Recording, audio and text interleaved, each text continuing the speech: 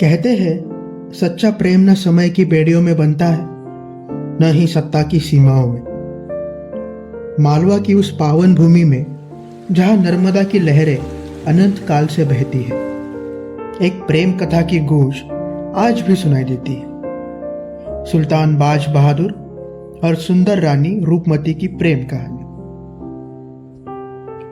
बाज बहादुर मालवा का अंतिम स्वतंत्र शासक केवल एक राजा ही नहीं था, वह एक कवि और संगीत प्रेमी भी था। उसके राज्य में युद्ध की आवाजें नहीं बल्कि संगीत की लहरियां गूंजती थी। उसके राज्य में कला और प्रेम की खुशबू फैली रहती थी। एक दिन शिकार के दौरान उसने पहली बार एक मोहक आवाज सुनी। कौन थी वो? रूपमती, एक गांव की कन्या जिसकी आवाज मैदानों में नदी की तरह बहती थी। उसकी आवाज में एक अजीब सी कशिश थी, मानो हवाओं के संग बहकर आई हो। उसकी सुंदरता अनुपम थी। उसकी आंखों में आसमान की गहराई और उसकी मुस्कान में सरलता और प्रेम की झलक। बाज बहादुर मंत्रमुग्ध होकर उसके लिए संसार लाने का वादा कर बैठा, परंतु रूपमती की एक शर्त थी। वह तभी महल में रहेगी जब उसे प्रतिदिन पवित्र नर्मदा का दर्शन होगा।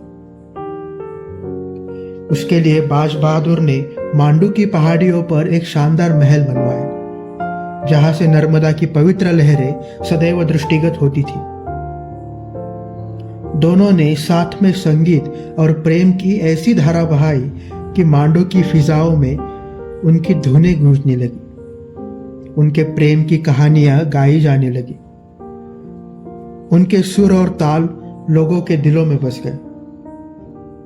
परंतु किस्मत को कुछ और ही मंजूर था। मुगल सम्राट अकबर ने मालवा की सुंदरता और रानी रूपमती के सौंदर्य के चर्चे सुने थे। उसने अपने सेनापति आदम खान को मालवा पर आक्रमण करने भेजा। मुगल सेना विशाल और शक्तिशाली थी, मांडू की ओर बढ़ती चली आई। बाज बहादुर अपने प्रेम और राज्य की रक्षा के लिए तो तैयार था, परंतु इतनी विशाल सेना के आगे उसकी सेना टिक नहीं पाई। युद्ध का मैदान तलवारों की गूंज और सैनिकों की चीखों से भर गया। अंततः मालवा पराजित हुआ और बाज बहादुर को कैद कर लिया गया। रूपमती, जिसने कभी आत्मसमर्पण करना नहीं सीखा था, पवित्र नर्मदा के किनारे आखिरी बार खड़ी हुई। उसका हृदय केवल राज्य के लिए ही नहीं बल्कि उस प्रेम के लिए भी तड़प रहा था जिसने उसकी आत्मा को छू लिया था। मुगल सैनिकों के आने की आहट सुन उसने नर्मदा से अंतिम प्रार्थना की।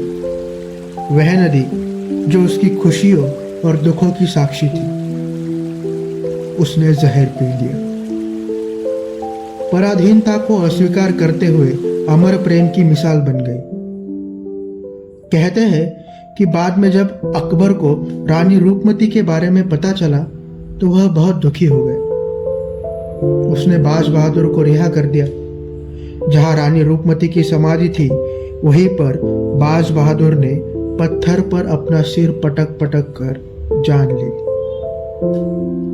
दोनों के मृत्यु के उपरांत बादशाह अकबर ने उनके प्रेम के मिसाल के तौर पर 2 मकबरों का निर्माण भी किया। आज भी मांडू के खंडहर उनकी कहानी कहते हैं।